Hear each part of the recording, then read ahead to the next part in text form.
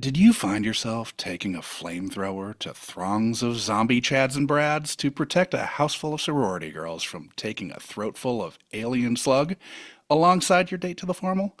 Was that sorority full of comely young women regularly clad in nighties or sporadically shown gratuitously nude for horned up boys of the 1980s?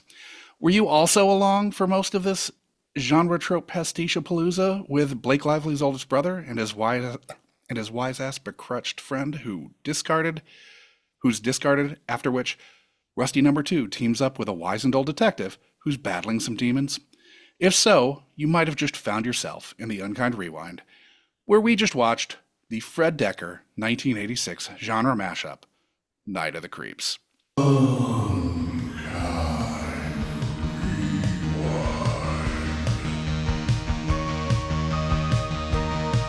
Get to the chopper! You know what you are? You're one of those little fancy lads, aren't you? Link and I are cruising the mountain, bro. We figure we some little juice. Hello, I'm Josh Dugan, coming to you from the state with the newest flag, where we did not have a white Christmas. As always, I'm joined by my Munch My Benson co-host, Adam Schwitters, hailing from the land of enchantment. Been avoiding escaped axe murderers on Route 66, Adam? Always. In fact, we kind of had a white Christmas. We could see white from our window on Christmas, and we went up and had a snowball fight on the mountain a couple days ago. So that was something. So those peaks were covered in white? Oh yeah. So to speak. Right on.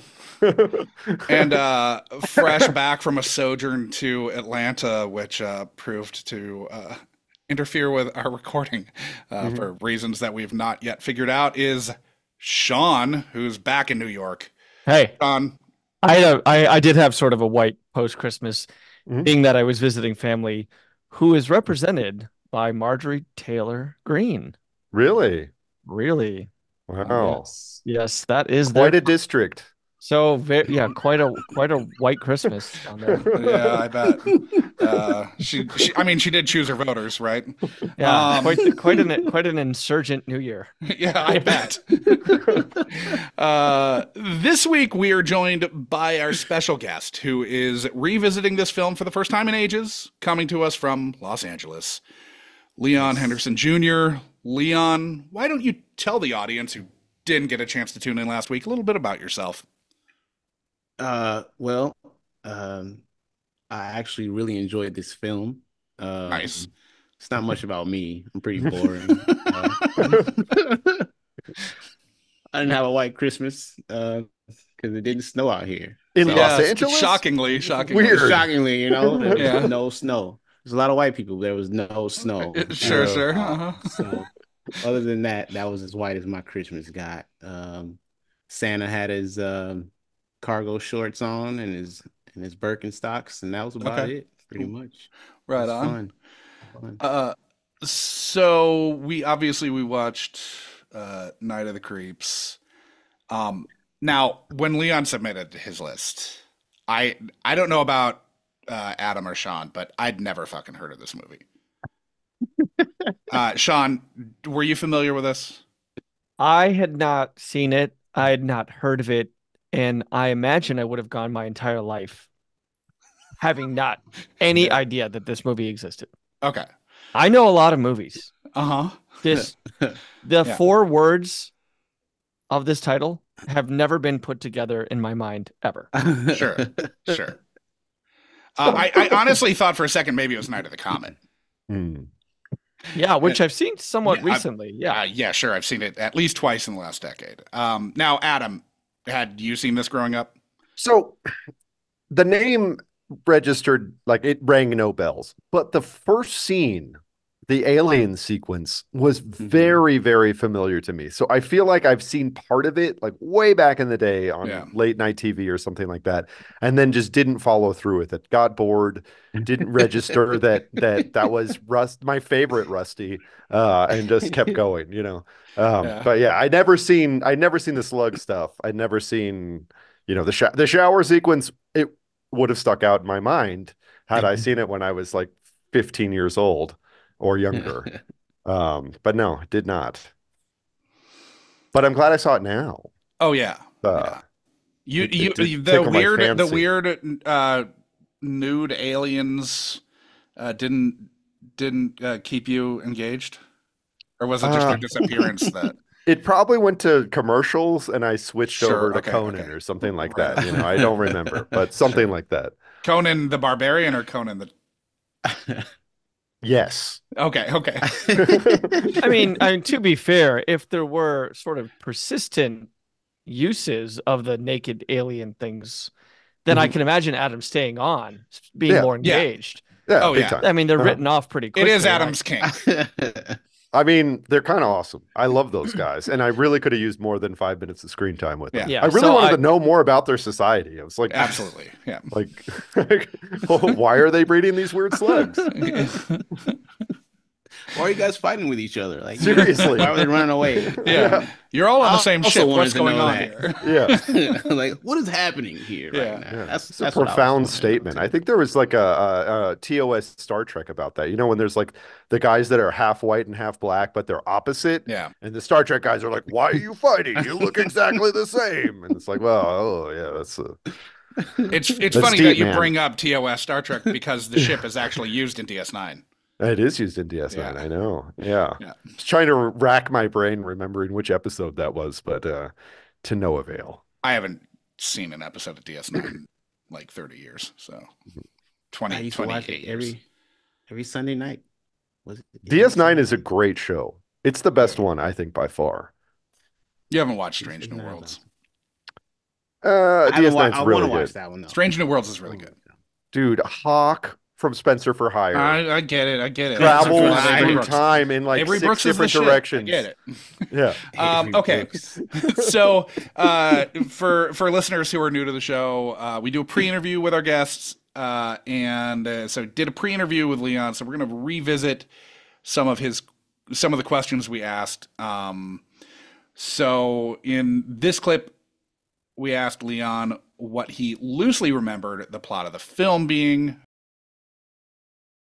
It's like Invasion of the Body Snatchers meets Dawn of the Dead type. Like it's 80s completely, and I loved 80s movies. In the beginning, it's this alien ship, and there's like these doofy looking aliens, like I don't know, this weird prosthetics, Sure. Yeah. and they basically drop some kind of waste or something out of the ship. It lands on the planet, and it's kind of like a high school love story in a sense. Like Okay. the nerd trying to get the girl. Sure. So like some guy in the field finds this thing, and it's these little slithery creatures, Okay. and they kind of like take over the town, and it's like prom night. See, Okay. prom night or like homecoming night. Do they snatch people by going up their holes? Yeah, they get in their mouths. There's like a cryogenic scene Okay. where I think it gets in somebody and they get frozen. Like when you see it, it'll remind you of all the campy 80s Sure. horror sci-fi. So it's basically like just a alien takeover movie with kind of like the Revenge of the Nerds type vibe with, the guy trying to get this girl. Sure. And I think it's not high school. I think it's college. Okay. I want to say. And I think the girl is in a sorority. There's like some kind of party, either some kind of Right. Homecoming or some sorority shit. party. Yeah, something like that. I think that's the build up to the end, and then he like becomes like a hero, and none of that was true. I mean, Most of it I was honestly true. think you remembered the thrust pretty well. Are you surprised by how well you remembered? And to be fair, the plot is kind of a grab bag of different plots. Are you surprised by how well you remembered it? Yeah, somewhat. I mean, I remember watching it like all the time. Like I don't know why. I don't even know why I was watching it for one reason. I mean, I don't know like how I you said, found like, it. Did you own this, Yeah. Leon? Did you own this? Was this in the library at home? No, they used to just play it on TV. Like I told Josh before, my dad was a huge television and like horror movie buff. So when I was a kid, we used to always go rent movies from the video store, and he would always have like these random ass movies about just anything. Like I remember watching Maniac Cop when I was a Nice. kid. I remember Yeah. watching Classic. like I said, I had Basket Case on there, like all these Nice. weird movies. Yeah. And I'm like, I should not be watching it. I'm 9 years old, 10 years old. But he would rent them, and then we had them for like 6 days. Sure. So, I would go get them, and then we had cable too. So he was big on like movies. And I remember telling people, even at school, I had cable. They were like, "You got cable?" And it blew people's minds. We This didn't is have a in lot St. of money. Louis, right? Yeah, it was in St. Louis. And like we weren't like rich or anything like that. We just had cable. And it was like kind of starting days when, HBO was big, and then just like the basic cable where you had like Turner and all that. And the Superstation. They would play they would play these movies, in the early 90s, late 80s, early 90s all the time. Like over and over and over and over again. Like all those movies on my list, I literally watched those all the time. Yeah. Because they were just on. Sure. So when you were watching these movies with your dad, was it at the same time, or is it like after he had watched it, you got a chance before the movies went back to the video store? Kind of, I want to say half and half. Or Okay. I might have, I think when I got older, I watched a few of them with him.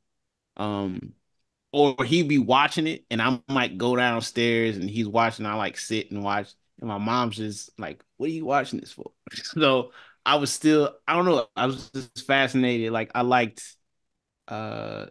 weird horror and like sci-fi horror. I was never like a fan of like slasher, Sure. Unless it was like super campy. If it was super campy, I would watch it because Like all Sleepaway the Friday the 13th movies.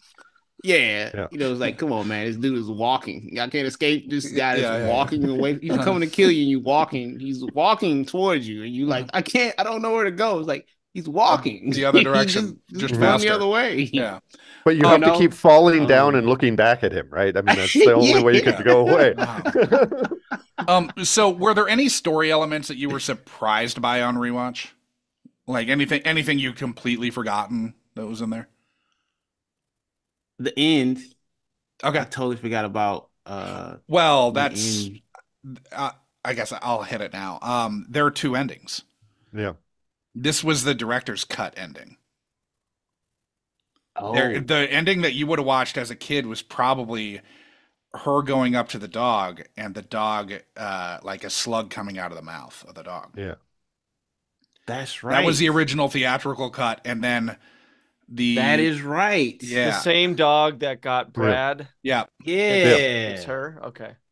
Yeah. So that is why you don't remember the ending. I do remember that ending. Because when I saw this one, I was like, wait a minute, I don't remember. Or the spaceship coming back in over the cemetery. I don't remember that. Yeah. I don't remember him coming back and them going to the cemetery. I was like, wait a minute, this is not. Because when I watched it, I rewatched the part. And I said, wait, did I miss something?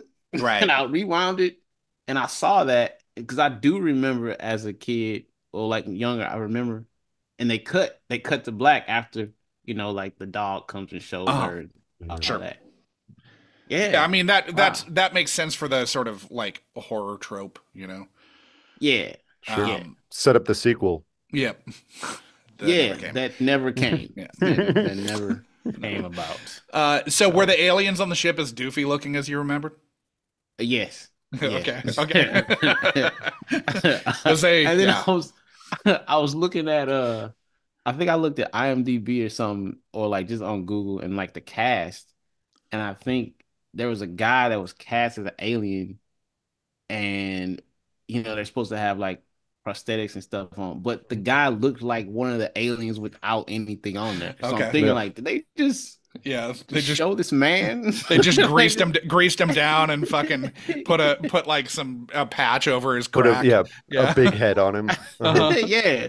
And I don't know, it weirded me out because I'm like, this person really look like this, or was this an actual prosthetic alien? I don't know. But I do remember that. That was really cool. Early on in the movie, were the subtitles for the alien language. Yeah. Yeah, I know.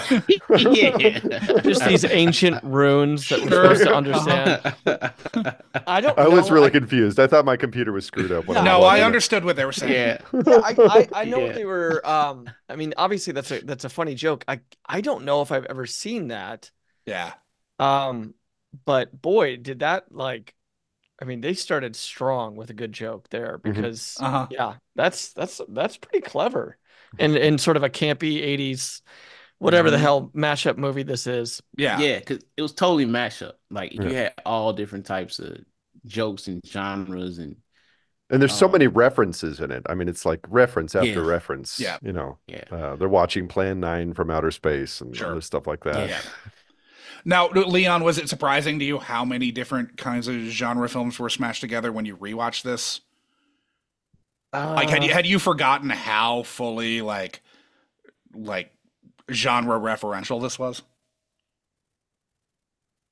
Somewhat, because I was surprised I remembered so much of it. Mm-hmm. Like I basically had like an outline of what I remembered. Sure. But there was like, small stuff I kind of forgot. But then every time a scene came up, I was like, oh yeah, I remember this part. And then it goes into, whatever's going on. Sure.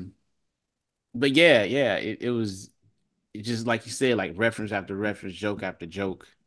But it was in that 80s mode where Yeah. it can be like super over the top or like 80s was never subtle. No. So Not at all. Yeah, there was no like subtle Yeah, yeah. moments. I think they try to be at times, but it wasn't like a subtle thing. Yeah. I think it's probably why I enjoyed stuff so much because I didn't care. Sure. Earlier when you Worry were about saying anybody, earlier when you were saying you like camp, I was like, well, there's a movie that you should probably know about Mhm. called Night of the Creeps. Yeah.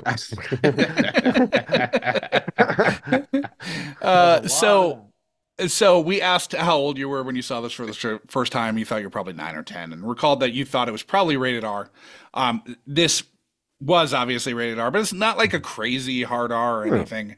Yeah. Looking back, did you have any like I shouldn't have seen this at that age, or was it relatively? Not really, because it wasn't. I mean, it had its violence, Uh-huh. And it had Um, passing nudity, and but then, like, as a- nothing. It was nothing sexual. yeah. But that's like 80s. So Mhm. Sure. and all of us, we watched Oh, yeah. 80s movies. That was kind of like the shtick. Yeah, for we're all pretty 80s much the movies. same Like, age. it was Yeah. Mhm. like it didn't matter what type of genre it was. It was the same. Like, oh, you're gonna have some nudity, or you're gonna have like a goofball, and you're gonna have Right. like a Yeah. jock, and you're gonna have Uh-huh. the same kind of trope or like character in each movie, no matter what. If it's a horror, sci-fi, if it's a comedy, and then it was Sure. always like a mashup of when the comedies came out. It was always some other element. It was Sure. like Mhm. horror comedy or Mhm. just straight goofy comedy or whatever. Or you like Um, veer into super dramatic teen elements comedies. yeah. Like the teen comedy, like teen stuff was like huge. Sure. Yeah. Back in mid to late 80s. Did So, anything scare you about this when you were a kid? Like there were a couple scenes, even with the effects they had being somewhat limited. Did anything kind of mess you up as a kid, or did you just have fun with it start to finish? I was a big like animal person too. So I Mhm. love like biology and all that. So I remember when I saw like the slugs and stuff. Sometimes when I was younger, I would like look on the ground for stuff like just in case this was real. Like slugs going by. Like slugs don't move that fast. Like this isn't correct. So I was that kid that that was always thinking in that capacity. So yeah, that I thought about. But it didn't scare you. This movie, But that was it. yeah, this wasn't a scary movie for you. But only because you weren't seeing fast slugs. Yeah, I mean, other than that, it was funny, Yeah, and yeah. it didn't really get to me. Yeah, it's campy enough Now, that it's Pumpkinhead scared me. okay. Sure, sure, sure. Pumpkin Pumpkinhead was like, all right, why am I watching this? Yeah, But this was a bad idea. yeah, this was like, well, no, I should not be watching this right now. For we'll throw to clip 2 here in a second, but I asked you what you were like as a kid when you were watching this. Basically a nerd. So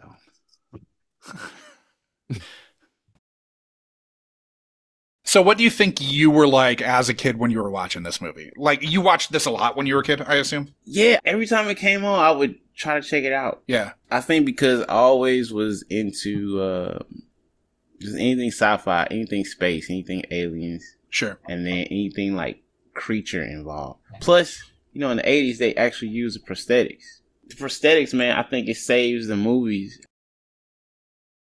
So, did this still scratch that sci-fi creature feature itch for you? Yeah, yeah. And like after watching it, because when you watch a movie, the beginning, middle, end, when how stuff like kind of goes through, Mhm. it just seemed really fast.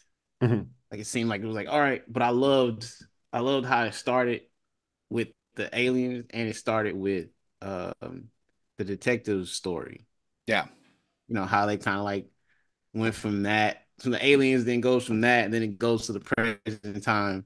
And I don't know what about it I really enjoyed. It was just like you said, it was such a mashup of like everything. When the guy comes back and he he shoots him and the slugs come out, it's like, wait a minute, Yeah. this is ridiculous. But I'm going to sit here and continue watching it because I'm entertained. So, I just had a huge imagination, man. Sure. I had a huge imagination, and I didn't. I think my kid just woke Oh. up. Awesome. But yeah, that was pretty much how I was when I was younger. Right on. Did the utilization of prosthetics still work for you in Night of the Creeps? Yeah, I mean, it was some stuff that was like, all right, come on, this isn't, Sure, sure. but But it looks better than bad CGI. Mhm. yeah, yeah, yeah. I actually was surprised how like the spaceship scene kind of Mhm. held up. Yeah. I was like, oh, this is a good looking spaceship. Yeah, After seriously. 40 years. Yeah, But shooting with models and a fucking flashlight as a spotlight, but whatever. yeah, It works. It works. It's crazy how good those ship models look these Uh-huh. days. yeah, yeah. It's crazy. Yeah. I appreciated that though. Like I was a big Star Wars person, Yeah. anything space and stuff, like I said, and just the detail you had to have to make that and then pull it off. Sure. Mhm. Just watching it. I'm not going to space. I'm pretty sure I'm never gonna go, but I always, dreamed about it, and I always You loved, just have like, to befriend Elon Musk Mhm. or Bezos. yeah, we gotta get some Tesla stock, buy a Yeah. couple of Teslas. Sure. I mean, don't do that. SpaceX. Don't give any money to that fuck. But all right. So I'm gonna throw to clip 3 here in a second. But we were asking if there were any moments that stuck out to you from watching this as a kid. I remember, I think it was some scenes where, particularly how they get in your body, it's just like an orifice or whatever. I think it got into a dog. Okay. Like he ran into a dog, and the dog went around, and then they like spit, like the animal or the person or whatever spits it out into another person, so it's like parasitic in a sense. Mhm. But then I think it gets like it's like a bunch of them, and they kind of all, it's kind of like the hive mentality with the creatures. Okay. It's so weird explaining this. I'm sure it was. So, were there any ways in which the slugs infected their host that were surprising to you that you didn't recall? Man, I think it just I think they get in your brain, like how they explain at the end. Mm-hmm. It's like, oh, it gets in your brain and it just sits there and lays eggs. And as a kid, I'm like, wow, this is fascinating.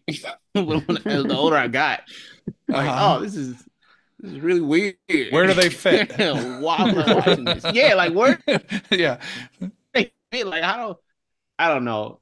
Like I the older you get, the more you're thinking like, why is this actually happening right now? Sure. So, but I don't know. I don't know what it was about that movie that just kind of like I want to watch this over and over and over and over again. So it was kind of I really can't explain it, man. Oh, you know don't what have it to. was. I think it's just the science factor. Yeah, no, I mean, think that's like, what it was. yeah, it's. I think some of the sort of experiment that this podcast is just sort of having to at a certain point. Some of it's like scratching your head at like I don't know what I was thinking, but was the dog pretty much as you remembered? Yeah. Okay. The dog and then like the cat. It was like a cat. Yeah, At Gordon. the sorority house. Sure. I forgot about that though.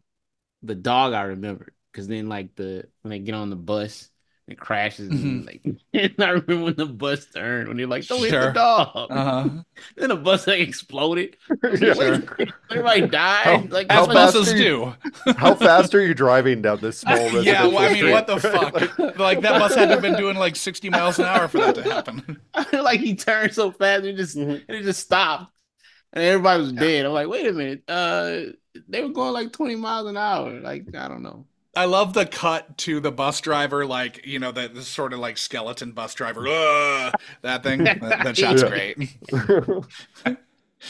All right, so that bus accident most likely resulted in some type of recall. Like, let's be honest, you cannot lightly turn to the right and have an entire bus flip. I've never seen those buses, so it clearly did.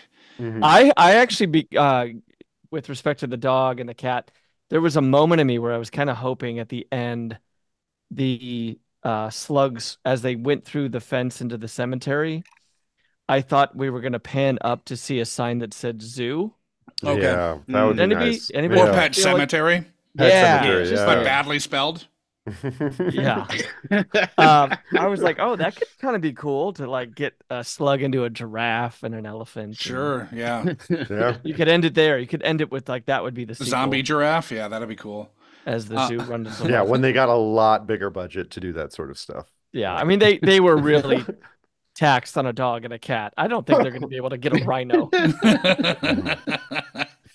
I mean, you could see where they were doing the cuts on sort of the rear of this trained dog and then the animatronic thing from the front, right? Yeah. And like they did a pretty good job. They did it. It wasn't bad. I think the and all the cat setup, right? Like that's such a horror trope is to go to the door and have the black cat jump in. Yeah. Right. One thing though I didn't about the bus. Sorry, I didn't get like when it fell over, everybody became zombies. I was like, wait, there was no slugs or anything. They just all became. I mean, the dog does go zombies. into the bus, but it doesn't seem like it's timely at all. Yeah. The slugs move really fast. Okay, so don't worry about it. What it was. Yeah. They were just. It must have been really close to the sorority house, where the slug nest is, like feeding on the brains in the basement or whatever. All right, so for the next clip, I posed the question as to what your expectations were upon returning to Night of the Creeps, to which you responded. Do you think it will have aged well, or do you think there are going to be problems? Like, probably not. Because, I mean, a lot of 80s movies and 90s movies, but mostly like 80s. Yeah. Because of how the world is now.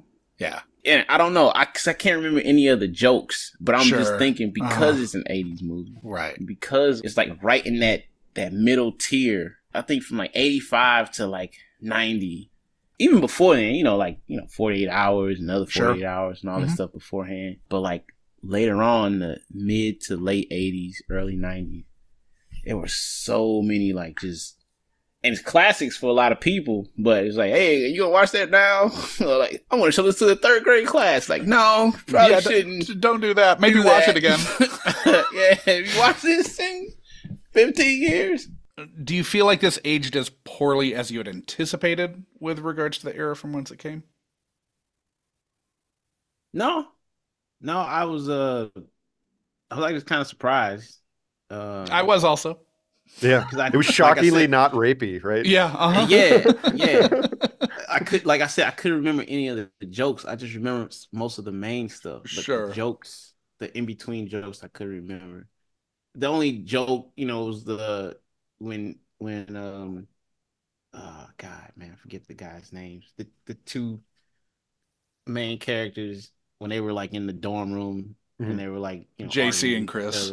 Yeah, and they were talking about, when he cursed them out or whatever, and he said, "Yeah, you wish," or whatever, like about saying, "Yeah, fuck you," like, "No, fuck you, you wish," and I was like, "Oh, hey, I mean that was a little homoerotic, right? Like they did have some kind of they probably jerked it together. Yeah. I mean, their couch beds were very close together. Yeah, that's extremely close. I mean, you do know how like most couples make up, right?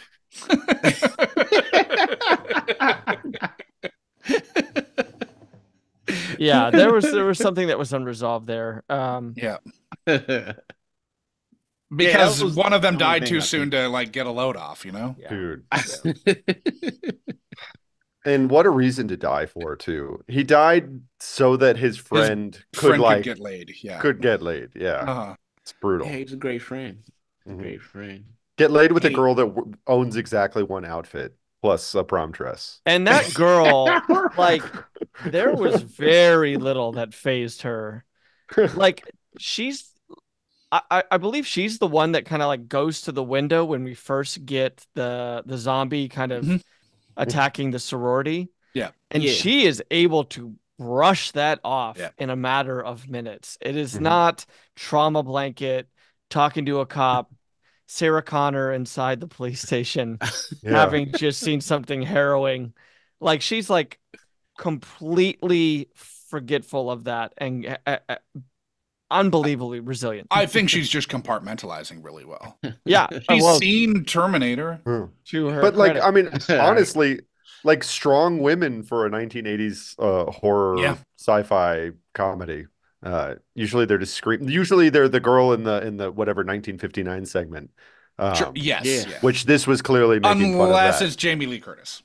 Yeah. Did anybody recognize the sorority girl who answered the door to Brad? I feel like I pulled her, but I can't remember. When Brad comes to the door as a zombie. Yeah, and she's just kind of like, oh. Yeah. Is she the one with the robe on who also grabs Gordon? That one? No, it's not. No, it's a blonde. She's like she looks like she was in Playboy. Yeah. I remember.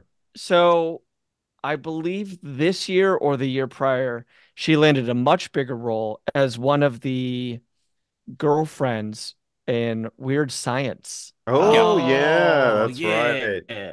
And I believe young Wyatt ends up with her at the end of the movie. That's a much rapier film than this one. Much. Yeah. I did watch that a lot, too. I watched yeah, same. Everybody watched I've seen that much too recently to be able to use that for this.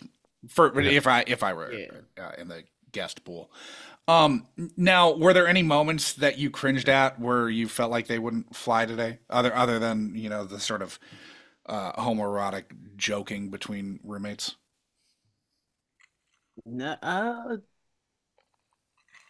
really. Actually, I mean, it kind of was a typical, 80s movie, 80s plot, 80, just kind of like was straightforward, just with a bunch of just mashed up. And it, it kind of was just, like I said, just straightforward. There was nothing I watched. I was like, oh man, I can't watch this now. Sure. I think it's just kind of like how it holds up. Like since I haven't seen it literally in probably 10 years, like when I rewatched it this last time, that was probably the first time I watched it in about 10 years, Mhm. 10 or 11 years, and like, oh, this wasn't terrible. So Yeah. I Sure. could, I don't know if I would like go back and watch it again just over and over like I used to, Right. but there was nothing in particular that kind of made me go like, oh, yeah, I'm not gonna show this. So when Sure. you had seen Um, this 10 years ago, 11 years ago, was it something that you intentionally sought out, or did it just come across the TV and you're like, why not? um, I think it was I think it was on. I So think it is was this on something. so is this one of those movies that if it's on, if you're in front of it, you're like sitting down for 90 minutes? Yeah, yeah, it was just because it brought back memories, weird memories. Just because I was like, why am I watching this? Yeah, yeah, Mhm. yeah. Because my wife isn't a movie buff at all. Like she doesn't watch movies. She doesn't What watch. would she think of this movie? She probably like, why are we watching this? Yeah. Like, what is this? What are you doing Adam, to did me you right watch this now? with No, I watched this No? alone. Okay. All right. And of course, my 3-year-old came in right as the shower dolly scene was happening, and I was like, Nice. Max, get out of here. No, I think she would watch it with Uh, me. I think we could laugh at it together and like Uh-huh. watch stuff because I don't know, like I think she's open to watching that because I've been trying to get her to watch just random stuff 'cause she didn't watch TV as a mhm. kid. Like all I did was watch Yeah, TV. I still did Sure. like other stuff, but Yeah. I love sure. TV too. So, um, you know, I probably could mention, hey, sit down and watch this movie. It's really good. Is Let's this a have some movie that popcorn. you would introduce to your children at some point? Like like your dad did to you? I don't know, actually. I never thought about it because all the other stuff I introduced him to was just like kind of like all the typical, Sure, a you little more know. timeless than this. This is definitely of an era. Yeah, like we haven't watched like any horror movies or anything like that. Sure. I mean, they're really young too. Yeah. Right.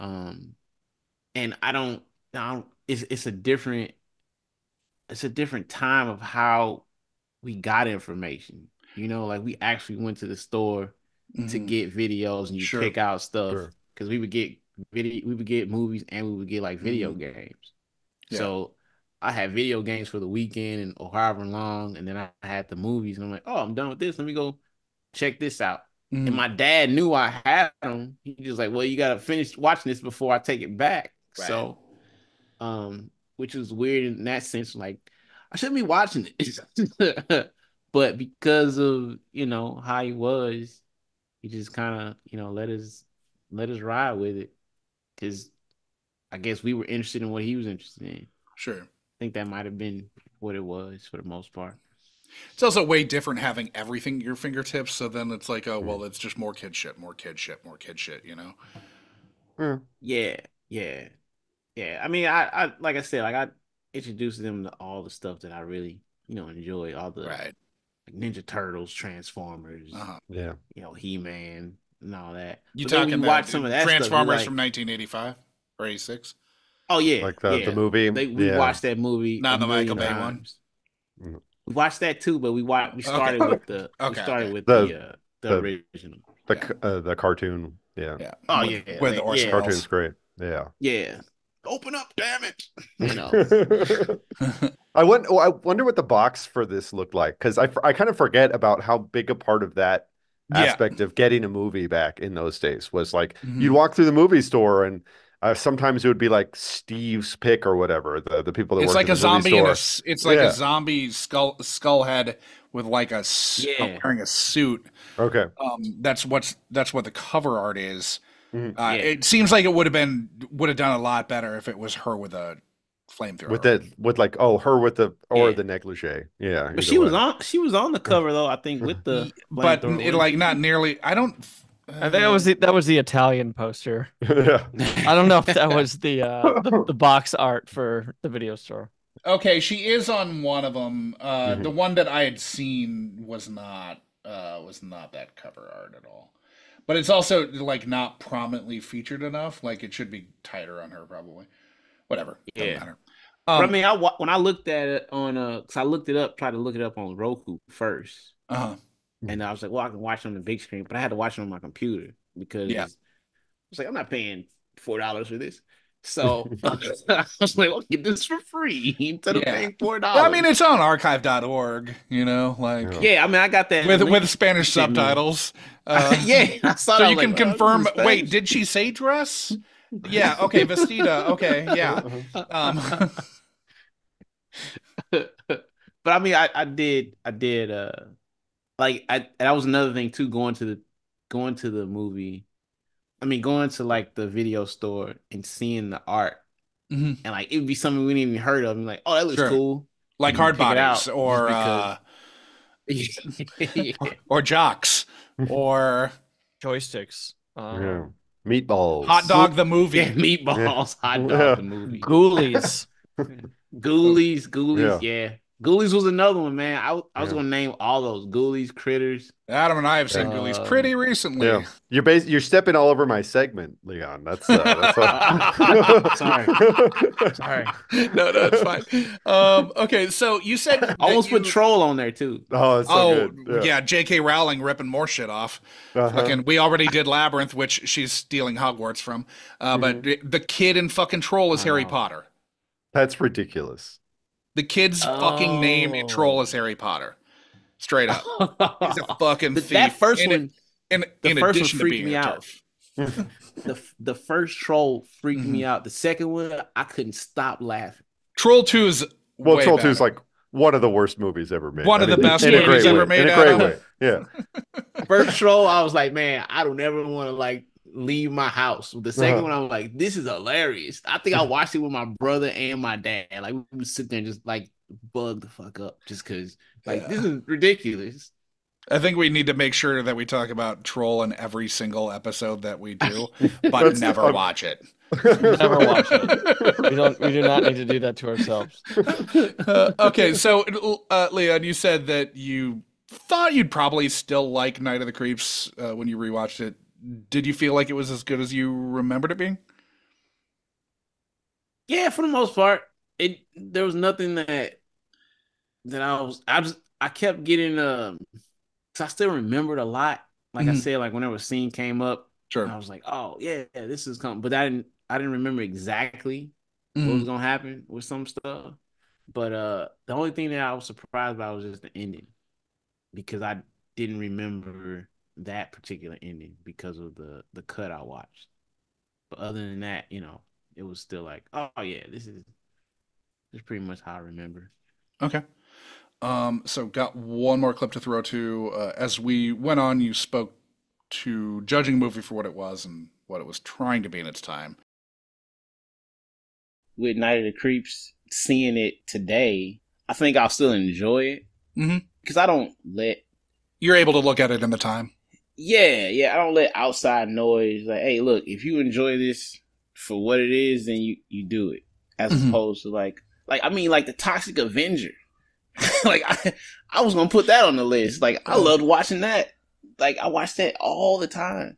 We did Romeo and Juliet for movie club too. Yeah, movies are terrible, but they're great. You know what I'm saying? Like a lot of those movies at that time were politically incorrect. Oh yeah. A trauma film was politically incorrect.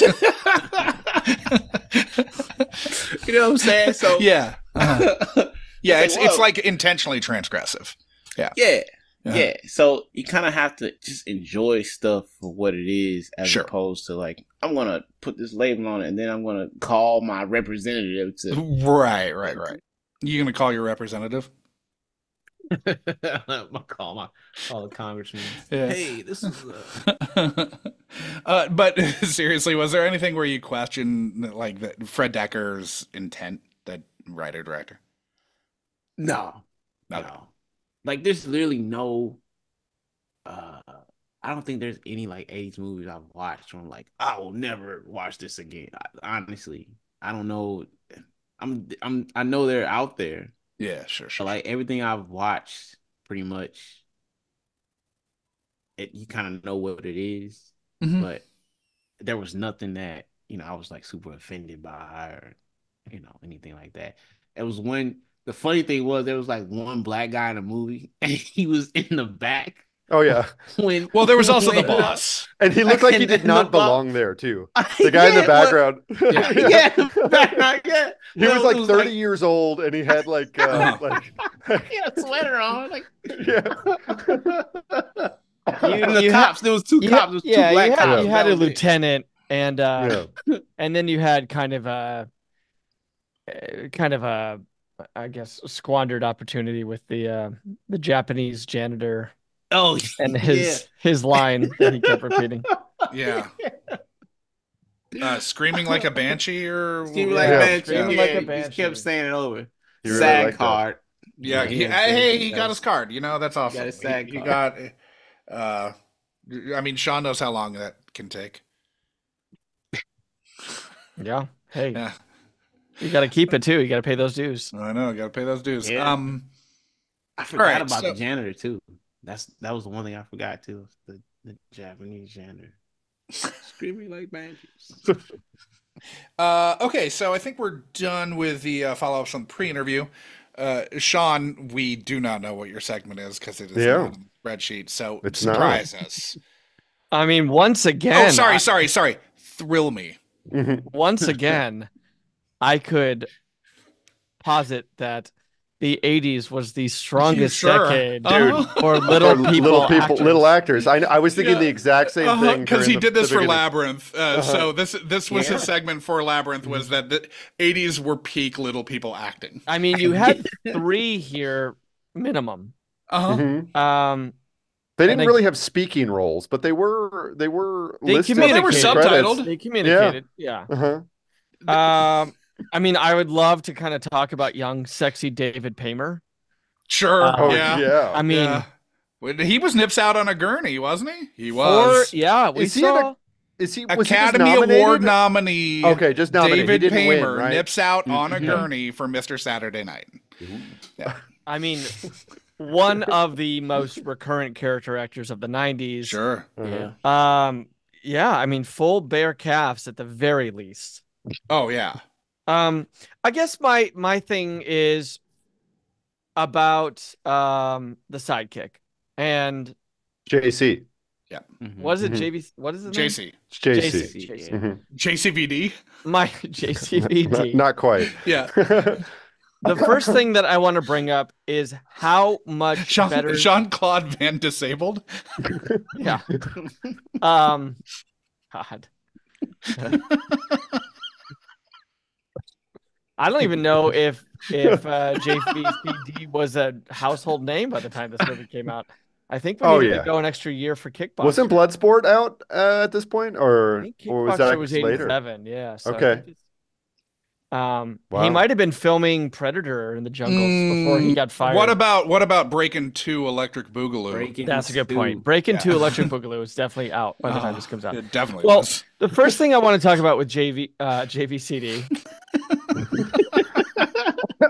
is how he was like a better fit for our love interest. Absolutely. 100%. He is doing all the Uh-huh. pardon the He's pun, doing all the work. all the legwork.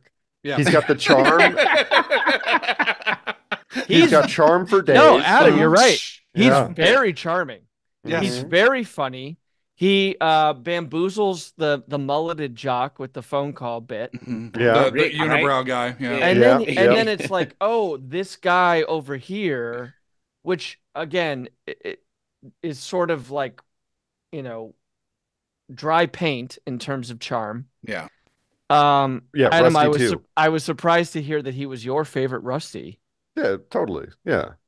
Adam I- hates Anthony Michael Hall. Okay. The dream sequence where he's with the some like it hot, but Uh-huh. some sweat and the heat is on when he's wearing the white leather like jacket is awesome. It's basically everything I think about. There's I've like seen women that in like movie maybe like once. in like leopard print leotards, I believe, pawing at him. Yeah, it's great shit, man. I mean, I think that like the director here, who's also the writer, Fred Decker. Yeah. Fred Decker, he's got to be influenced, right, by the John Hughes movies that are coming out right now. He's got to feel like I need that wisecracking sidekick in my movie. He gets this guy I don't The even Anthony know. Michael Hall character, basically. Like Anthony Michael Yeah. Hall, yeah, the poor man's Anthony Michael Hall. Mhm. And regardless of not if he had a real disability, what the decision was made to like make this character disabled. It was I'm not. just they wanted to do it and have it be normal. Yeah, Well, they they wanted. they needed a reason for the guy who's funny and funnier and more attractive to not get laid, Not get the girl, basically. yeah. Yeah. Well, yeah, and that's like where I'm kind of like Because he could have given torn an STD to every girl in the sorority house. because it feels like they're like, okay, he's this is kind of like pro people just not going to talk about it. But then he has some dialogue which is so I'd imagine insulting where he tells No, I'm never gonna get So laid. ableist. That Yeah. yeah. I'm doing all this work for you. I actually thought that was probably the best like real scene of the movie where he's telling him like what I've done for you is to make you happy Mhm. and you're not happy and you have everything. And it was actually like pretty eloquently put, Yeah. and so if you're not happy, what the fuck am I supposed to do? Mhm. And how am I supposed to feel? And again, my God, to have a line that says, I'm sure as hell never gonna get laid. Mhm. Wow. Yeah. Yeah. Wow. I heard that and I was like, fuck this guy. I mean, And then he dies. So He And doesn't guys, get laid. but- So he was right. but here's the thing. The somewhat saving grace about this character is he is the only character that gets infected and is still able to fight and communicate and like basically save the movie. I mean, save the heroes Yeah. because Well, he Cameron- conveys the information. Everybody else, from the Japanese custodian to Brad, immediately infected. The sorority girl who picks up the cat, Oh, she yeah, was yeah, yeah. infected She before. takes a little bit, Yeah. but she's not Also, communicating the ways Detective to kill them. Cameron, he kind of does too, because he walks towards the he's like shuffling off towards the cemetery at the Yeah, end, but I right? don't So even he's I don't know. kind think of the like getting rules away were from very people. well Yeah, but very well Adam- established and then held. I would have thought the bomb killed him before the leeches, right? What you would think, but then he's coming out charred and charred and bittered, Yeah, I didn't Yeah. even remember that scene. Well, Yeah. that wasn't that No, it that was wasn't cut. in the We that have was not- director's cut only. We have not surprisingly talked about the detective, and it bears a Yeah. lot. And this of is discussion. like he's Adam, my guy. He's my This guy. is fucking Deal from Rockford. this fucking Yeah, Rockford. he's my guy. Yeah. No, Tom Atkins is the best. It's really I was not expecting to get really weird hard-boiled detective Yeah. story in here at all. Like that's Well, not they had to that throw was another not on my genre bingo in. card. Uh-huh. Yeah. No, you're right. He's like reading Raymond Chandler novels, and Uh-huh. he's got like a bottle of whiskey that's like either knocked over or he's drinking out of at all He times. has And just what- bypasses his own suicide to go out and fight these slugs one last I time. would say that he has probably the worst hiding spot, so to speak, for a shotgun I've ever seen in my life. Oh, It's just open on basically at the foot of the laying bed where you there. can see everything. Yeah. Yeah. laying at the bed, Uh-huh. but like the sheet of that bed is about Yeah. 6 inches. Yeah. Right. Like you are going to trip and fucking blow your foot off Uh-huh. going to get a glass of water at night. Or Yeah. kill a neighbor. Yeah. Considering how like pickled that guy is at all times, Yeah. like he has a wake up drink, right? I mean, This is his That's- favorite movie that he's been in. that's he what he had said. Yeah. he had Mm. like 9 bad dialogue lines for every one good one, but he sold them all Yeah, consistently. it didn't matter. Uh-huh. He had He's just Like- leaning into the pulp, you know? the good news, your dates are here. Bad news, they're dead. Great line. Yeah, great line. So good. Great line. Also, thrill me every time anyone either calls him or like that's awesome. That's it. If you can have a Yeah. catchphrase that's as good as thrill me. Mhm. Yeah. But yeah, every other like kind of hokey, like, hey, just say something Yeah. and we'll go with it. He still delivered it with Mhm. 100% conviction. Which is no surprise to Adam and I, who watch Rockford all the time. No, Yeah. he's new to me. He's new to me because like I don't have Rockford tattooed on my body like you guys do.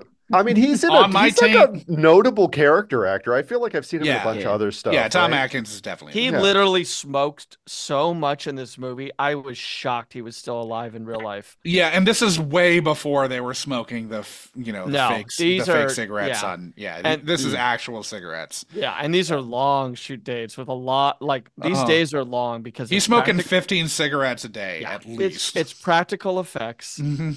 You know, it's a lot of setup. It's gore. It's makeup. Like he is just going to be going through packs and packs a day. But yeah, I mean, he was like a bad B movie convention of this. I liked having his backstory too. Uh-huh. Like of him showing up early as the Zodiac cop, you Yeah. know, and then you know, what I did find weird was his vendetta to kill the axe wielding murderer zombie. Mm-hmm. He does that, sees a bunch of slugs skitter off into the night, and Doesn't still think feels anything of it. doesn't think anything of that. Yeah. Still feels comfortable enough to go home, put on some light jazz, and start Tape the up ovens. Yeah. the fucking door. To bosh out. Yeah. Yeah. Just to completely Sylvia Plath it to some I would say royalty free jazz, by the way. Sure. Most yeah. likely. Yeah, he wasn't blasting Dexter Gordon. No, Oh. no. Yeah, I mean I think I'd never seen this movie, but this is a movie that, and I, like when Leon was talking earlier about like, did this hold up? Is this kind of what you expected? Like this is exactly what they set out to make. Yes. Like this movie is what they wanted to do, Mm-hmm. and they did it. Like Yeah. they actually, Success. this is a successful Yeah. intention of Mhm. what they wanted to do. Now, I agree with that. there's some things about that intent that you could question, right? Like, did it appeal to an audience in 1986? That's unclear. Well, But I got some notes about that in my background. Yeah. But Adam, you have your segment, I believe. yeah, I do. yeah. So my segment is real simple. It's just let's remember some creature features, particularly from the 80s, because I feel like it's a genre that was really fun, that had I a feel lot like you're of doing films a from back let's in the day. remember some guys, but Basically, but like, let's talk about Critters. Let's Okay. talk about Gremlins. Sure. Like, and if you compare this movie to those or movies, Ghoulies. or I mean, really, we talked about some of these already. Uh-huh. So, but it's, you know, like creature movies still kind of exist, right? But I feel like for the most part, they are Not like Re- this. yeah, they're remakes. They're not that original. There's Or they're just Godzilla movies. Yeah. another Godzilla movie, Yeah. a remake of Troll, a fucking you know, it's like another Jurassic World coming out. Mhm. I guess there was Lake Placid, that was a thing, but That you is really had a Lake Placid was straight up 25 years ago. but there's been man. and they still are making more Lake Placid movies, but there's just they just stopped making those, and I guess Yeah. it probably fits. It like lands in that that budget zone where You it's know what like, happened? what happened? Tom Cruise killed them with The Mummy. Yeah. Universal was doing the whole dark was it Dark Universe? Dark Universe. Yeah, what they were calling it, and The Mummy fucking bombed. It bombed so fucking hard. It lost so much money, and for a Tom Cruise movie to bomb, Yeah. something really went wrong. But that was Yeah. only like 6 years ago too. No, I know, but like 2017? they had poured they were pouring so much like development money into all of this shit, and then when The Mummy bombed, and they thought they had a surefire thing because it's Tom Cruise, Yeah. but when The Mummy bombed, it was like, okay, well, we're shuttering that, and it never got back on track. But you had movies like Slither, right? You had movies Yeah. like Yeah. Slither Oh from yeah. 15 years Yeah, ago. which You owes have, to this. you have Eight-Legged Freaks. You do have some movies that are creature features, as Adam put it, but they did not have the kind of regularity of being in the Metroplex like every other week. Like Sure. they did Yeah. in the Yeah. 80s. Yeah. And I missed that. It was really fun. Like Like Critters is a movie I would sit down and watch right now Sure. if I it was watched that on. the other day. Nice. Yeah, nice. The other day. I don't expect it to be good, but I would No, enjoy no. watching it, I'm sure. Was it good, Tremors. Leon? Yeah, Tremors. Oh, like that's Tremors was I'm looking at a awesome. list. It's like, oh man, they made so many Tremors movies. Tremors was fucking awesome. Yeah, Tremors was great. I mean, the Critters movie, yeah, because I remember it was all those movies had the same elements. Because I remember, I love the Blob, the remake of Mhm. the Blob in Hmm. 80. I think that was 87, might have been 88. Um, Yeah, it's somewhere in there. I think it's 88, but it was 88, and mhm. then like the Thing in 82. Sure. Yeah, Um, like even Thing's like fucking great. the thing is yeah, like great. I can still watch Mhm. that to this day. Sure. I'll watch that even if it's not on. I'll go out and search for it Yeah, because yeah. I've definitely watched it in the last like couple years.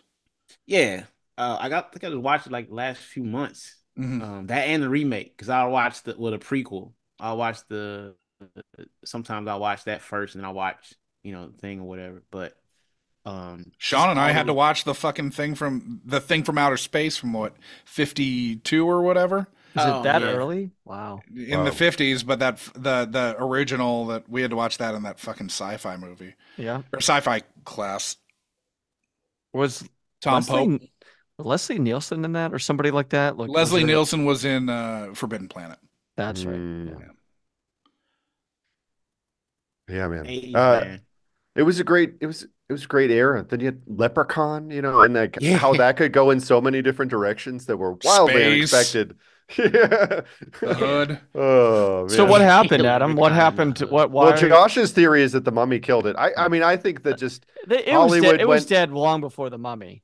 yeah, But that's what I they think were too. pouring straight. They were pouring like a ton of fucking energy back Yeah. into the creature feature, and the Mummy killed the like what should have been the creature feature renaissance. Well, I mean, I think it just kind of like the you know, Hollywood demanding sure things is what killed it. Hmm. Yeah, So you if you don't have a built-in like you already have like the tie-in marketing for it, they're not going sure. to make it, But and they it'll were be gonna made do by like Wolfman. a They were gonna student do film. fucking That would have been Blue awesome. Lagoon, or not Blue Yeah. Lagoon, Oh yeah. creature Black Lagoon, Mm. Blue Right. Lagoon also. Blue Return to Lagoon. the It Blue was gonna be Lagoon. Christopher Atkins' dong was the creature. Uh, Oh yeah, but that's about it because it really made me think about those, and I had to judge this movie against those, and I just wonder if we'll get to that and its failings, but I sure. wonder if If it part had of the reason chosen why this, Elaine. yeah, Yeah. if part of the reason this movie wasn't a success is I think that the creatures didn't stand out the way that some of those other Yeah. creatures did. Like you look at Gremlins, and those are iconic creatures, right? But And Slither Hmm. straight up ripped this off. Like, I mean, I yeah, don't think James Gunn would say he didn't. yeah, But no, it felt like that movie still felt like That a was a more 80s, early unified vision. 90s. Yeah. Yeah, yeah. it had that feeling of it. And Sure. I think it's so much harder to do that stuff now because so many people like I don't want to see any of that old shit. I want like new stuff, Yeah. Hmm. and Yeah. studios are like, "Oh yeah, we're going to do this." And it's like, "Well, I don't know, it's still got a place." I Yeah. Mhm. think it's still got a place like those creature features, like especially like in the 90s when it was just movie after movie after Yeah. movie after movie with Tons. with with, I mean, uh, with creatures in it. it seems like now you get your like Halloween movies that come out, but they have to be just like the scariest movie ever. It's just Yeah, like it's yeah. like Saw 25, blah But blah really, blah. we want Halloween 3, Season of the Witch, with Tom Atkins. Yeah, that would be fucking badass. Or, Frankenfish. I want to see that again. Never saw Frankenfish. Don't even, I've never even seen a trailer for it. Horror. I will say that horror is probably going to be the one of the only genres where you're going to get the new ideas because of the potential for box office returns. Yeah. Yeah. Mhm. I mean, And yes, you have your franchises like you talked about, like you have your yeah. Screams They'll and keep you have going your back to that and fucking Halloween in forever. your But Halloweens. Mhm. I'm sure that it's only a matter of time before Friday the 13th and Nightmare comes back. But you mean Friday the 13th comes back again? yeah, again. But I think you do get a couple new ideas like Skinamarink this year Uh, and When Evil Mhm. Lurks and even like um is it like Talk to Me or Oh yeah, I they still haven't do seen it, but I know what you're they talking about. they do Mhm. well. Like Yeah. people still Yeah. like to go to the theater and Uh-huh. get scared. Mm-hmm. And 100%. they're willing to trade Sure. like A-list actors. Mhm. Um Mhm. Amazing writing. Yeah, I mean, look at Yeah. how big It Follows was, and it didn't have fucking anyone in it. Had nobody Mhm. in that. Yeah. Yeah, or Blair Witch for Christ's Sure. sake. Oh, geez. Yeah. Yeah. Probably the biggest return on initial investment. I think it was what 30 grand they spent on Uh-huh. that movie. Completely Yeah. unwatchable if you're not in the theater, too. Yeah, but if you are, If you're in the theater, holy shit, it works. Yeah. it worked. Yeah. Yeah. Yeah. So for the film's background, despite the rumor that Fred Dekker wrote this in a week, he wrote it in 3, insisting he be able to direct the film when his agent shopped it. His roommate at the time, Shane Black, who he met at Hello. UCLA. Yep. Who he met at UCLA and was Decker's roommate. Shit. Also did some uncredited work on this script. They immediately went on to write another cult classic, The Monster Squad, which Dekker Yeah. also directed. They also co-wrote The Predator in 2018. I'm gonna call it right now that Shane Black wrote, "Good news, your dates are here. Bad news, Absolutely. they're dead." Yes. Yeah. They're Well, that line's also basically in Monster Squad, isn't it? That has to be another episode. I have not seen Yeah. that in Very I think long that time. was the line 70 that was years. used Yeah. in both, but I could be wrong. It's a great line. Now, the surnames of the main characters belong to famous horror and sci-fi directors like George A. Romero, David Cronenberg, John Carpenter, Toby Hooper, Sam Raimi, and James Cameron. The university is named after New World Pictures producer-director extraordinaire Roger Corman. There were reshoots after test screenings returned the larger note that there wasn't enough action. The toolshed sequence was one of the flashback scene, or was one of the scenes added in additional photography. There's a Fred Dekker interview that I will link in the show notes. The studio felt there were pacing issues, sending in an exec to oversee an edit without Decker's involvement. He let most of their cuts go without a fight because he was a first-time director. As mentioned before, there were 2 endings. The theatrical version closed with Cynthia bending down toward the dog, which opens his mouth and out jumps a slug. Decker's original ending is the one with a charred zombie of Detective Cameron shuffling down the street, collapsing with slugs scurrying out of him to the cemetery where the alien ship flies in. This was released on August 22nd, 1986, grossing $591,366 across 70 screens. Though in some cities it was released as Homecoming Night. Per Dekker, someone at the studio thought he was too big for his britches, and they didn't even release it in Los Angeles, which is kind of fucked up. So basically, the studio buried it. Hit Yeah, job. that's a big Yeah. city. Yeah, big Yeah. hit job.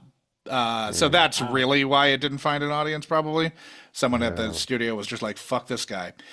So given its $6 million budget, which is about $16.8 million a day, it didn't do well, making back just 10% of its budget in theatrical release, though, again, it was only released on 70 screens.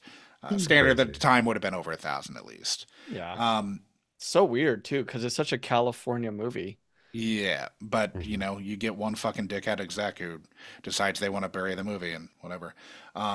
He also Dekker didn't like shooting master shots, and basically got into it. I think it was actually on Monster Squad, but he did a lot where he was like, okay, we don't need a master here. I know what I want to do, and so when the producer came in for Monster Squad, he was like, "What the fuck are you doing?" and basically almost shit canned him. Anyway, I mean, I could see that like a couple times where masters would have been good in a movie like this. I mean, even the edit, yeah, there were a couple scenes that were just really, really bush league. There's actually a scene when Cynthia is talking to her boyfriend at the opening frat party. Where did you guys catch this? Where they just fade, but they don't fade in time to like clip out that she's still talking. I didn't notice that. Yeah, I did notice. So there's a scene basically where she goes to Brad because, he's being a dick. Go figure. His name's Brad. Okay. I'm sorry. I what love was Brad. His, Brad was fantastic. What was his license plate? You mean Bubba Brad- from Mama's Family? I Adam? mean, He was Yeah. so good. I mean Bradster, Bubba. according to the The vanity Bradster. plates. Uh-huh. But yeah, she has a scene where she's talking to him, and they just dim Mhm. and they fade the audio, but she's still talking. I love that. Great clip. Just step on her line. The first scene in the present day, it's like a crane shot coming in with like a Yeah. big group outside. And I got to tell you, it was like halfway through the scene before I could figure out who was actually talking, which Sure. Right. like right. not great stuff. What could you also see? Was that the shot where the second AD is in the background, making sure that people are? There is a shot in the movie where the second AD is like keeping crowd the controlling. ushers Basically, around. yeah. I feel like there had to have been an AD that was going around trying to get more 45-year-old cops to be college yeah. rat guys. Because they all look old as I mean, fuck. that's a thing, right? Yeah, That's a thing just in cinema where Oh, absolutely.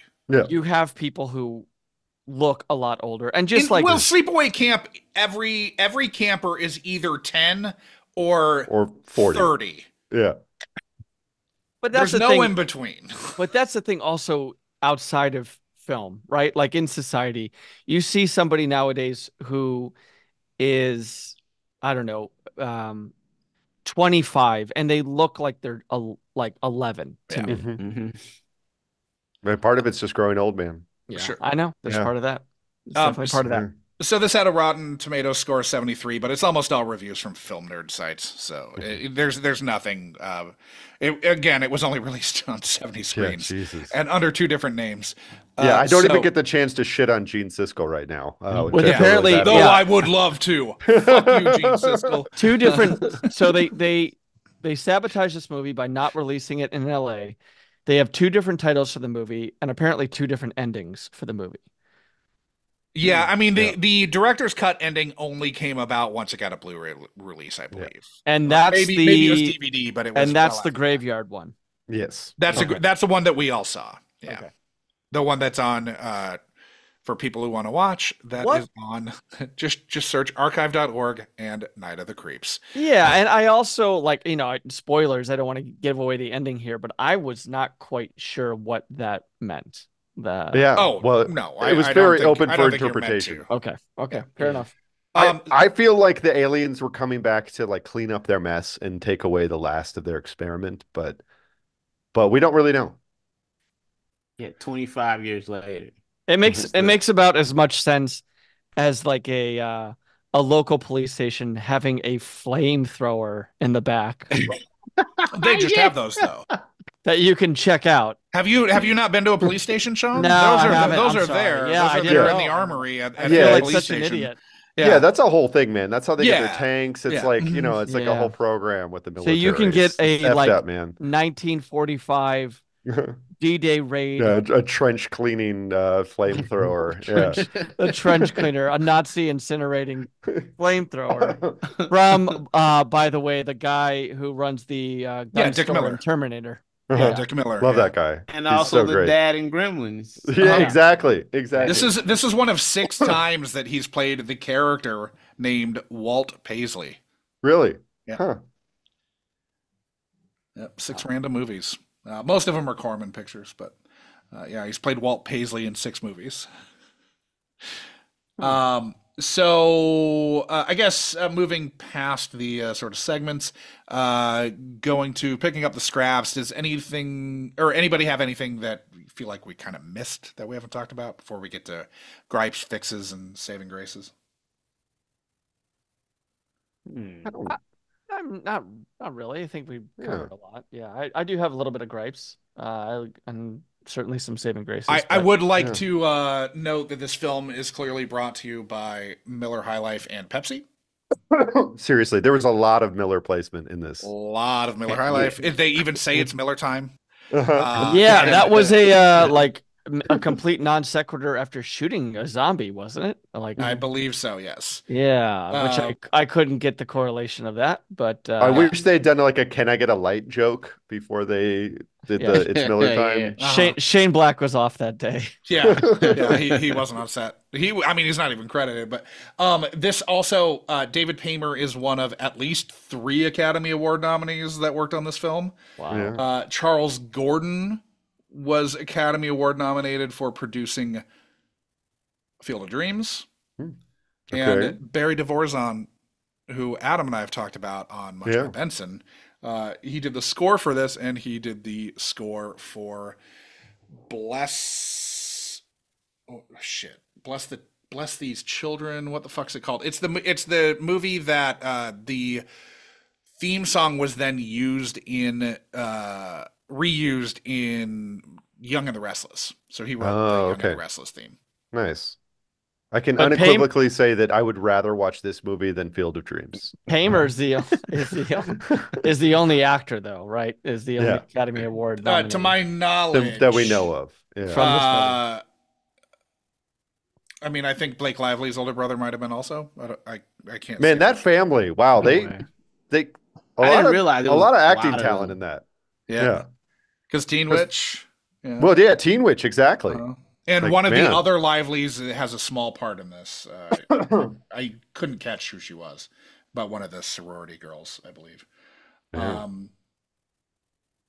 I feel like there was one other thing that I wanted to hit, but Striper Rules. Oh, in the bathroom? Yeah, in the Yeah. bathroom. I thought that was super funny because if you don't know who Striper were, they were a Christian fucking metal band, like a hair metal band. So I thought that was very funny. But the makeup artist, Kyle Ray Tucci at the time, she was dating the Striper frontman Michael Sweet, who she later married. So that was like an in-joke that the makeup artist was dating the frontman from Striper, Christian hair metal band. Christian hair metal. Wow. Yeah, they were something. So that's a genre that's gone That is a away. genre. Yeah. Thankfully. Christian hair metal is what? All right. I did also think it was a little weird that he kept calling them Little Rascals names. Oh, they got alfalfa. Yeah. Well, that could get into one of those gripes. Like, it is a little too referential, right? Like it kind of leans on those jokes, right? Yeah. Like the Little Rascals joke. Sure. And it doesn't. I think that I can see having a problem with it not really standing on its own legs if you're not kind of already tuned into some of those jokes. Like, Sure. I might appreciate it more because, like, oh, he's reading a Raymond Chandler novel, so he's a joke about a hard-boiled detective, and that's what we're supposed to laugh about. Or, they're watching Plan 9 from Outer Space, so it's like a cheesy sci-fi flick scene right now.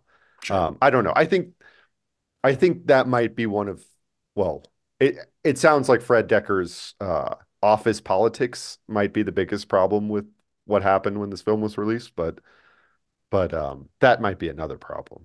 Yeah. Yeah, and Josh, you may have been with me when he said this, but Terry Gilliam once said that you have to put I've never seen Terry Gilliam speak, so okay. So a screening of Brazil a million years ago, Terry Gilliam said that you put little things into movies to kind of get yourself out of bed each day because directing a movie is such a oppressive. It's a slog. Yeah. Slog. Yeah. And so he puts these little jokes inside his movies, and Decker went crazy with that for this.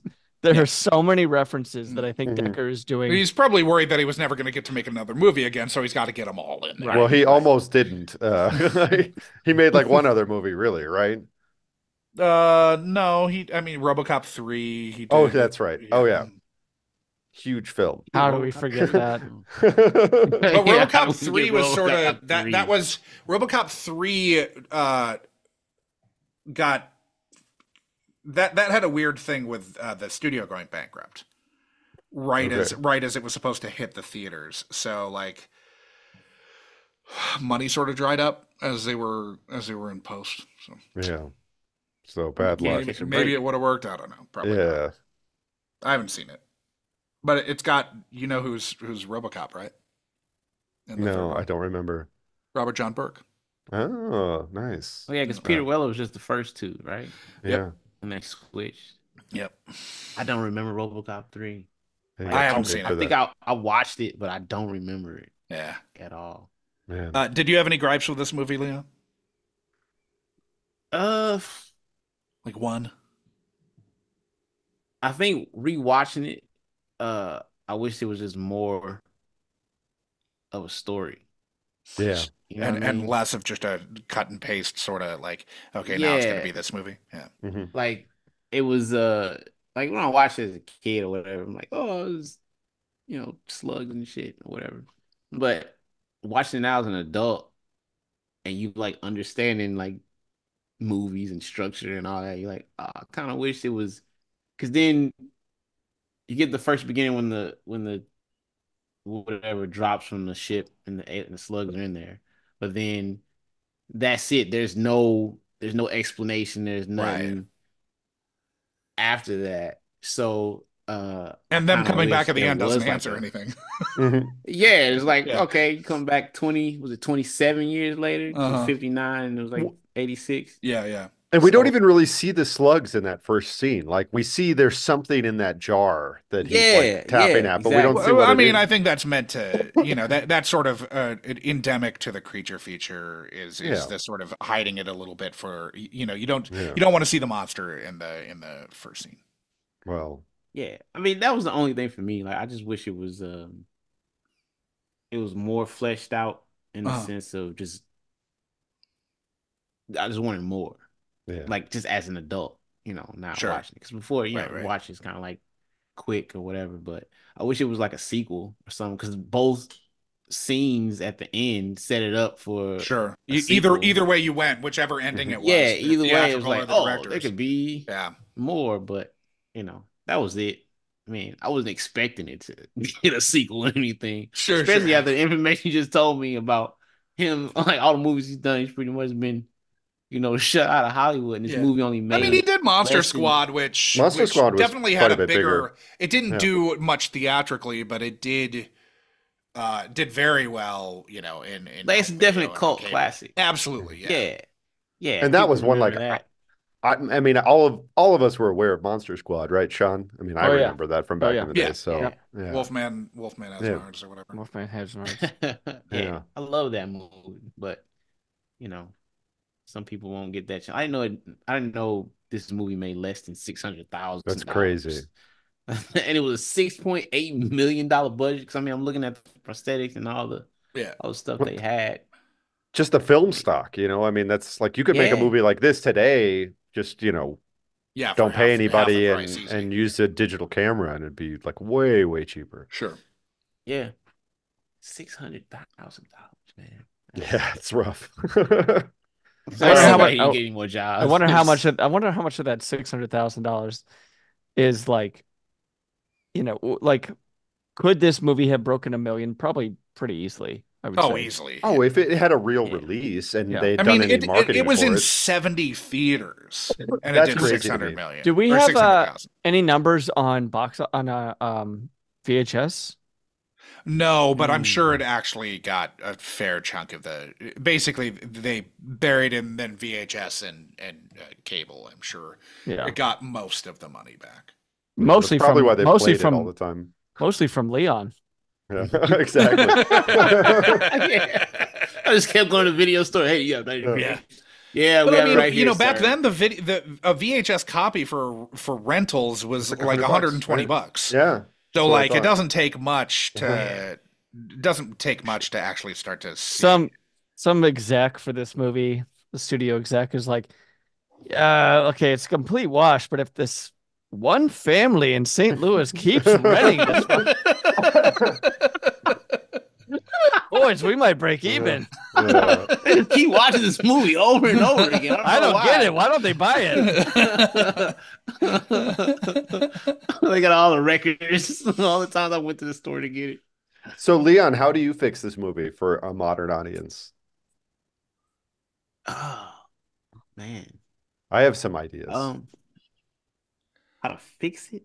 We can come Yeah. back to it too. Just We can like come back to one it. fix. Yeah, one fix. One way you'd tart it up to make it work in 2024. Maybe make it a little longer. Yeah, Because it's only like, I mean, it's short. it's an Yeah, hour it's and a half, but like it's so like right. stacked. They're jamming in so much. It's like an Yeah. episode of or a peak episode of SVU where they're just Yeah. like burning Yeah. through plot because it's like, oh no, now it's this thing, now it's that thing, now it's this other thing. Yeah. Yeah. Yeah, that'd be Yeah. one thing. I mean, I still enjoyed it though. So, but yeah, you guys. Yeah, I think I would make the monsters more charismatic, like put a little more into them, because you think about Mhm. Lothario creature- slugs.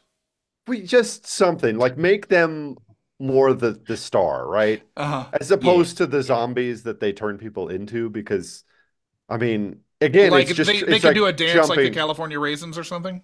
Dude, we watched a California Raisins episode the other day. It's really good. It holds up.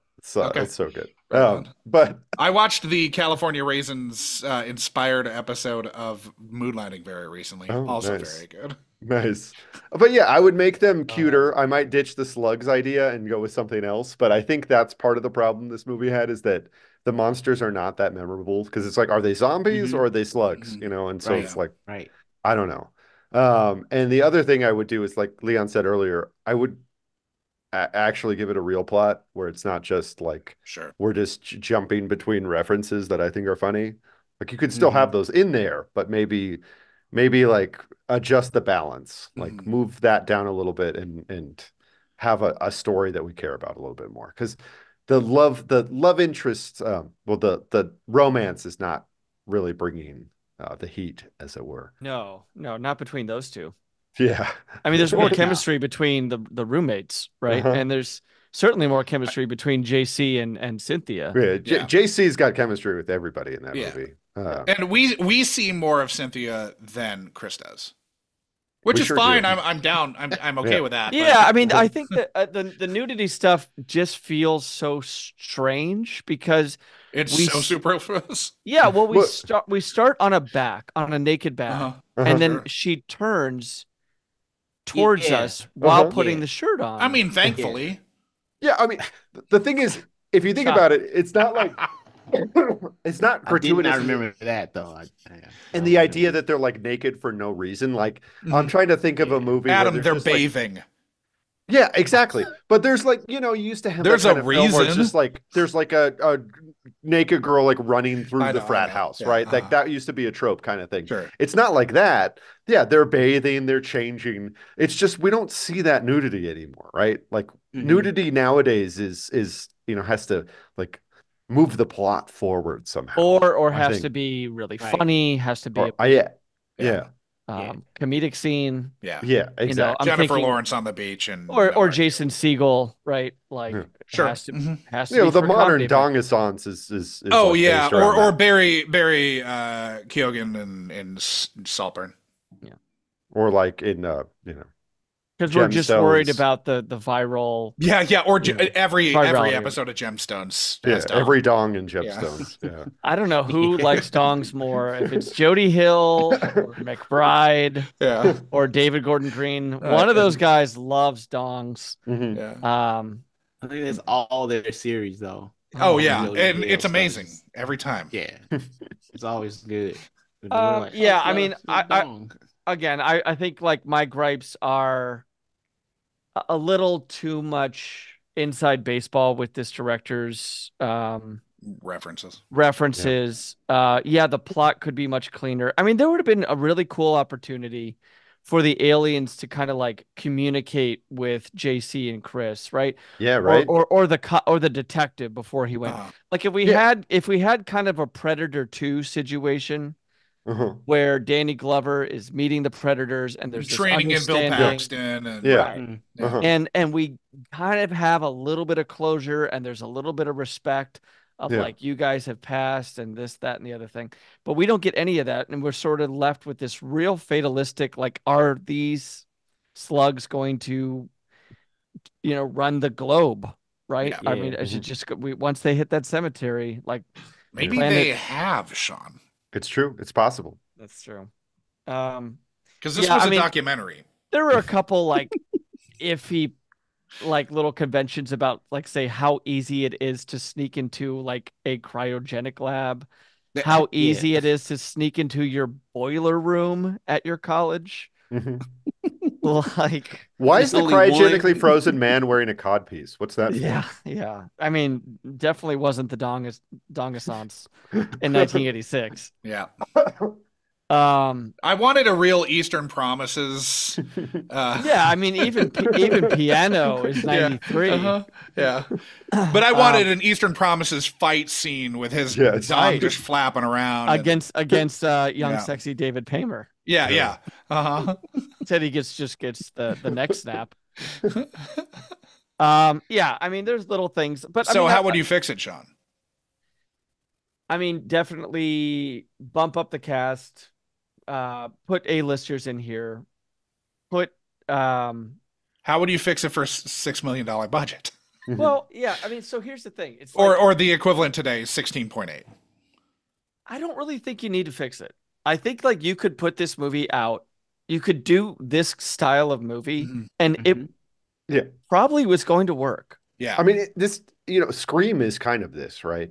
Or not Scream, or like I'm thinking of those like whatever the Scream parody movies, Scary movie.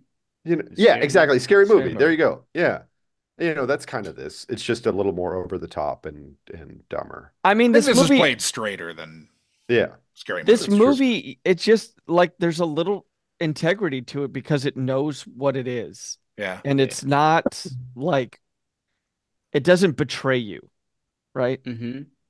Like you know what you're Mhm. getting with this movie. It's going to be camp, it's going to be gory. You're going to get some freakouts, you're going to get some screens, you're going to get some TNA, you're going to get some crass language. Like you could still do it today and Mhm. and it would be a body R-rated kind Yeah. of horror sci-fi thing of the summer.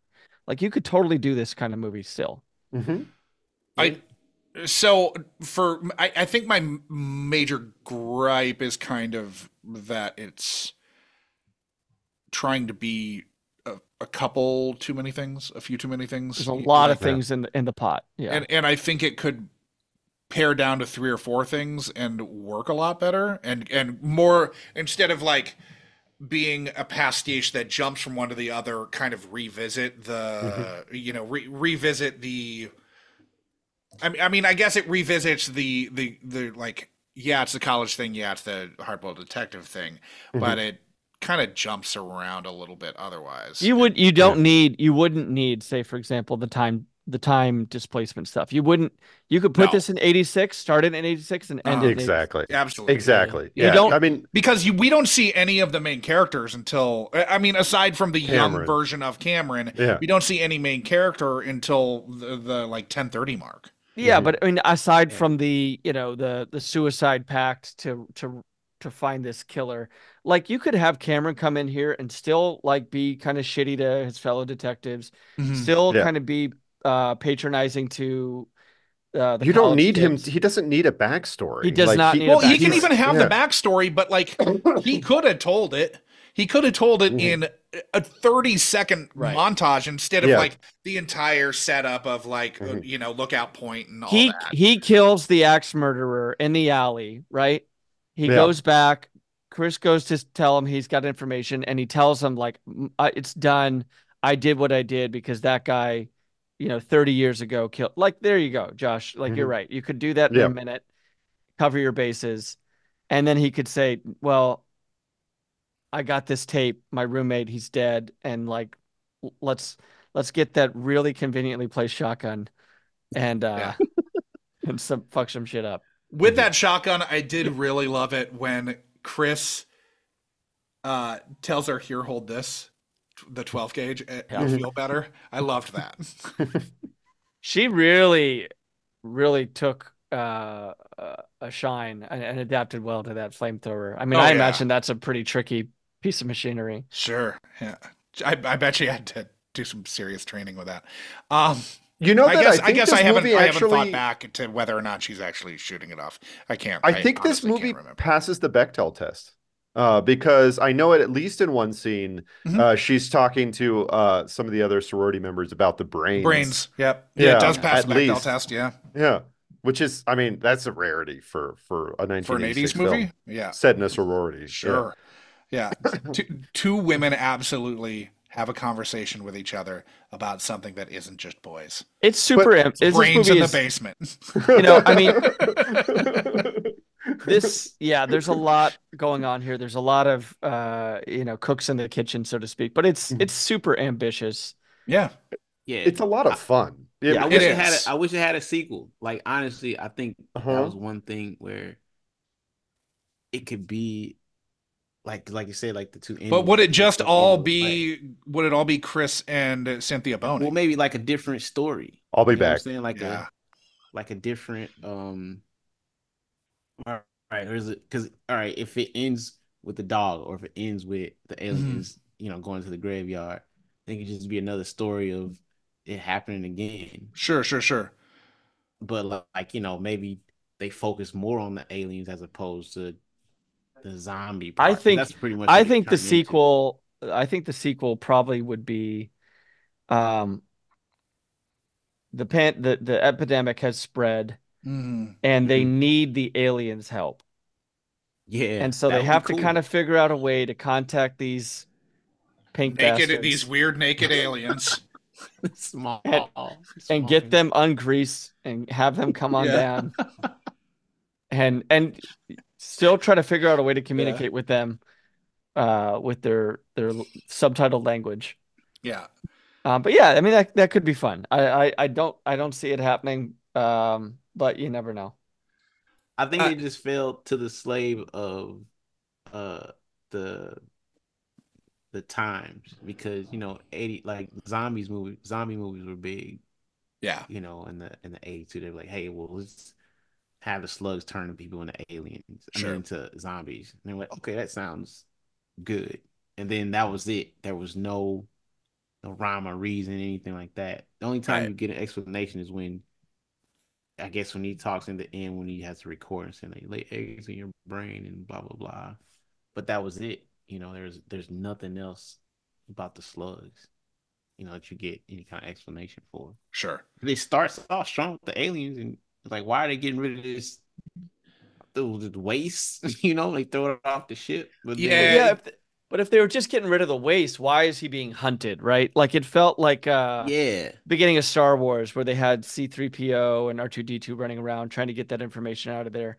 Like he had Yeah. something But we and don't know what and we don't know why and we we don't know don't know why. anything. We don't know And yeah. anything. Yeah. Okay, so what was Saving Graces starting with Leon? What's your favorite part of the film? Your favorite moment or element or whatever? Yeah. If you want to I think don't about know. it, I can go to somebody else. Yeah, I really don't know. I don't know. I can't tell you. I have to come back to me. I'm gonna think about it some more. I mean, for me, I liked JC. I liked the detective. Mhm. Again, I didn't feel like this was I feel like you get exactly what you signed up for with a movie like Mm-hmm. this, Mhm. probably from the box cover Sure. to the description on the back. Um, it's honest. I don't know. I think like this is not your kind of movie.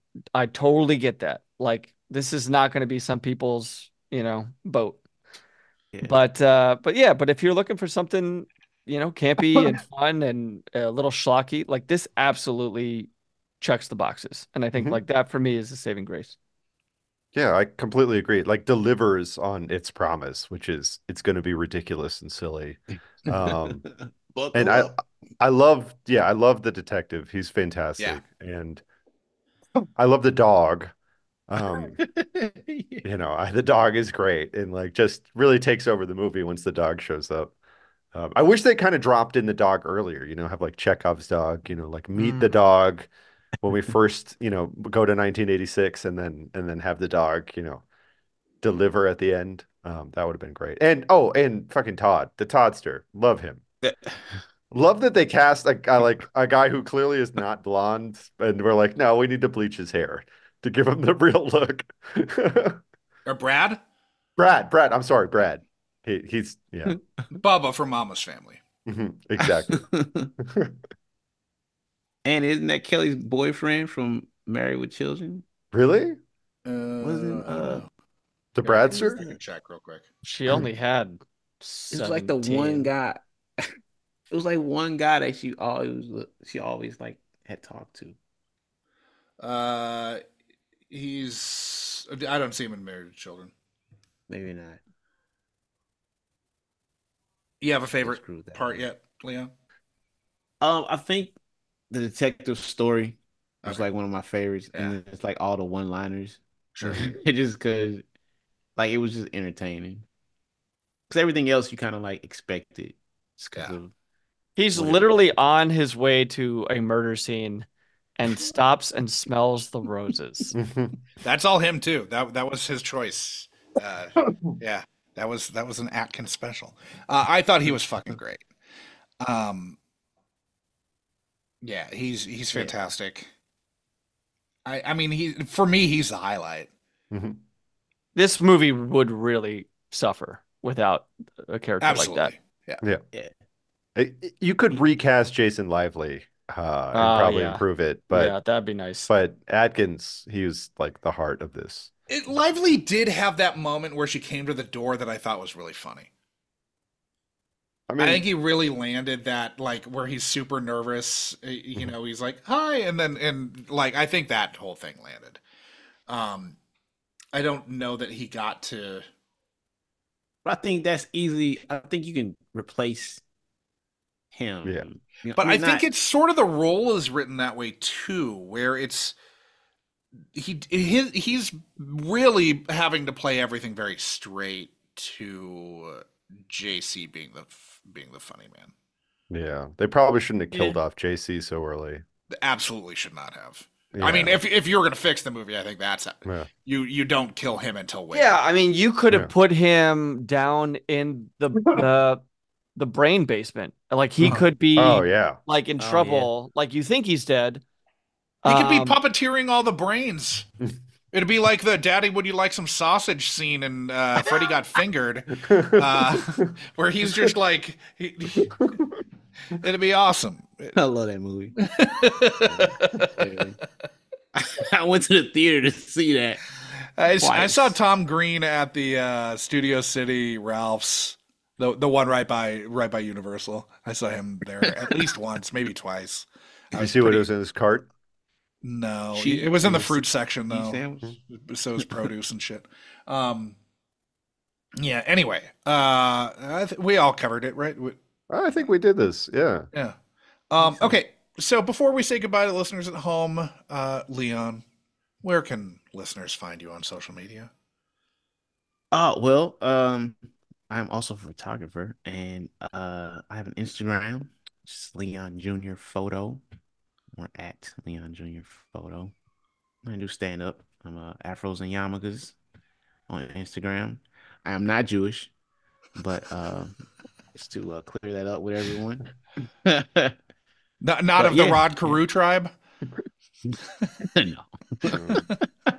Sammy Davis Jr.? Yeah, Sammy Davis. Sammy Lenny Davis Kravitz. Jr. Lenny Kravitz, yeah. Distant cousins. Sure. Distant. Yeah. Distant. I don't get any of royalties or anything. Okay, that sucks. Yeah. You should probably write to that. Right. Yeah. Now, as I touched on last week, there's a slew of films on the list you submitted that we'd love to revisit with you. Seriously. So I'd imagine you'll be back soon. Man, I would love it. Oh, yeah. But thanks for subjecting your fond childhood memories to the possibility that they would be ruined on the Unkind Rewind. we see some suggestions that have like certainly a high likelihood that they'll come up again. I don't know if anybody is going to put up Night of the Creeps. Yeah, I really probably don't. No, I mean, we kind of had to jump at it. Like, we had no idea what the fuck this movie was. No. Yeah, and I was surprised, man. I thought it was, for some reason, I thought it was more popular. But I mean, that's kind of some of what is funny about No, this is Leon, is, it was is the, really like, popular. growing up on an island. It was like... really popular in a home in St. Louis. Okay. Very popular. But you were in a bubble, my man.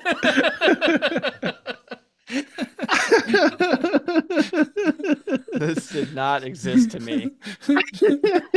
Nor to me. That is correct. That is very true. It's very true. Because I think every time I said it, they're like, "What? What movie?" Well, thanks for that. Yeah. Yes. Yeah. Yeah. And thanks again for coming on, Leon. No. Thanks for having me, guys. This was awesome. I'm gonna try to spread the Night of the Creeps as much as I can. Let the world know. Proselytize. Yeah.